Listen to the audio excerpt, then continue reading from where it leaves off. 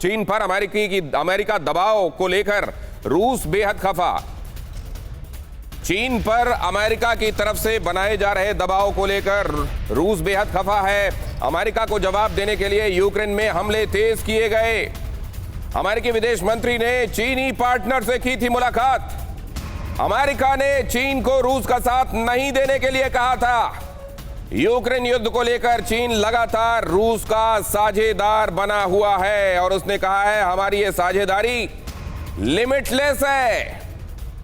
क्या ये all weather partnership जिसकी बात की जा रही है, रूस और चाइना, इनके बीच में ये पार्टनरशिप और प्रगाढ़ होगी अमेरिकी रुख की वजह से? लेकिन सर, पीके श्रीवास्तव सर, मैं आपसे ये सवाल करना चाहता हूं। आप आने में थोड़ा सा आपको विलंब हुआ, उसके पहले हमने आपको दिखाया न्यूयॉर्क में लोगों को ये बताया जा रहा है कि न्यूक्लियर हमले की सूरत में आपको सरवाइव कैसे करना है। कहा जा रहा है आप कार के भीतर ना रहें, आप घर में चले जाएं, घर के अंदर आप खिड़कियों और दरवाजों से करीब ना रहें, उनसे दूर चले जाएं, न्यूक्लियर डस्ट आपके कपड़ों में ना हो, ये इंश्योर करने के लिए आप उनको कपड़ों को अलग कर दें। सर, ये क्या तैयारी करिए? कोई अर्थक्वेक की तैयारी चल रही है? देखिए, ये तैयारी मुझे इसकी याद दिलाती है कि हम लोग के क्रू रूम में एक पोस्टर लगा रहता था।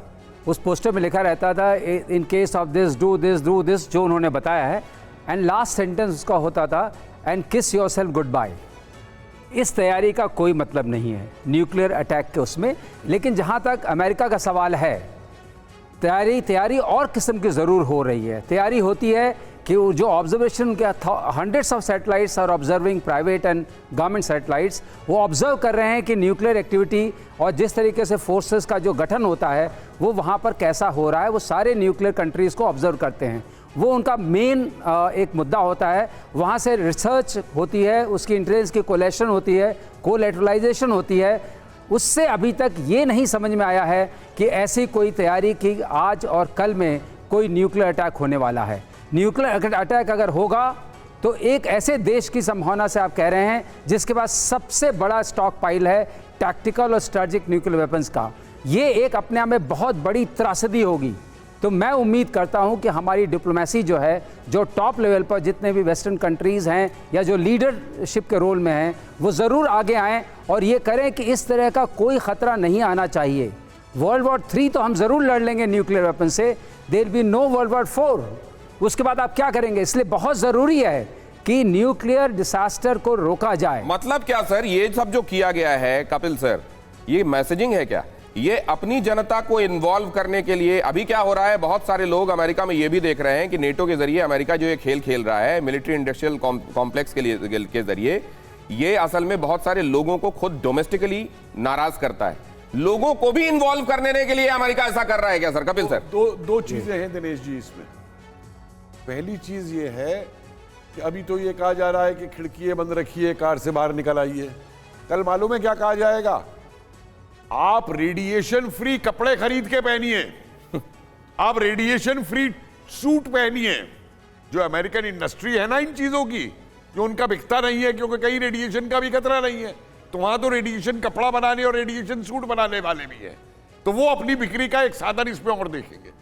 दूसरी बात एक मत भूलिए, जब न्यूक्लियर वॉर की हम बात करते हैं, कि आज केवल बिग कंट्रीज ही नहीं है, आज हमारे यहां रोग स्टेट्स भी मौजूद हैं और रोग ऑर्गेनाइजेशंस भी मौजूद हैं। नॉर्थ कोरिया को आप क्या कहेंगे? अलकायदा को आप क्या कहेंगे? ISIS को आप क्या कहेंगे?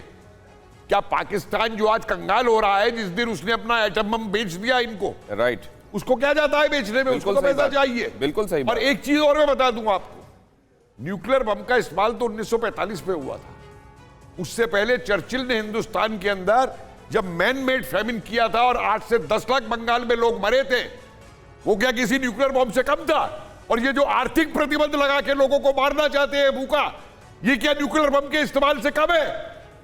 तो क्या न्यूक्लियर बॉम्ब को सिर्फ न्यूक्लियर बॉम्ब की सूरत में देखा जाना चाहिए, या न्यूक्लियर बॉम्ब जैसी त्रासदी बहुत सारी दूसरी चीजों में छिपी हुई है? पीके श्रीवास्तव सर का एक क्विक कमेंट और उसके बाद एक अहम खबर आपको बताने वाला हूं सर। मैं इसको एक चीज से लिंक करना चाहूंगा दिनेश। जहां तक सवाल है, बाइडेन की रेटिंग बहुत गिर गई है अमेरिका में और अगर आप एक भय का माहौल बनाते हैं कि आप लड़ाई क्यों लड़ रहे हैं और आप अपने सामने एक डेविल को क्रिएट करना चाहते हैं, उसमें ये ज़रूर मदद करता है इस तरह का वीडियो, और कोई उसका औचित्य नहीं है। आप ये कहना लोगों से कि आप कार से बाहर निकल आइए, आप खंबे के सहारे मत खड़े होइए, आप खुले मैदान में चले आइए, ये कौन सी तरकीब है न्यूक्लियर बॉम्ब से बचने के लिए? ऐसी कोई तरकीब ही नहीं है। तो इसका मतलब ये है कि सारी की सारी ये आहट जो है वो नवंबर में जो आने वाला इलेक्शंस होने वाले हैं मिड टर्म में, जिसमें उनकी अपनी खुद की पार्टी में रेटिंग ऑलमोस्ट 23% हो गई है। कोई नहीं चाहता डेमोक्रेटिक पार्टी में भी कि नेक्स्ट 2024 में प्रेसिडेंट बाइडेन री इलेक्शन के लिए खड़े हों। ये सब माहौल है। अपने यहाँ पर लोगों को अपने साथ अलाइन करने के लिए अमेरिका ऐसा कर रहा है, और अगर ऐसा कर रहा है तो उसमें कामयाब होगा या बूमरैंग कर जाएगा, ये बहुत बड़ा सवाल है।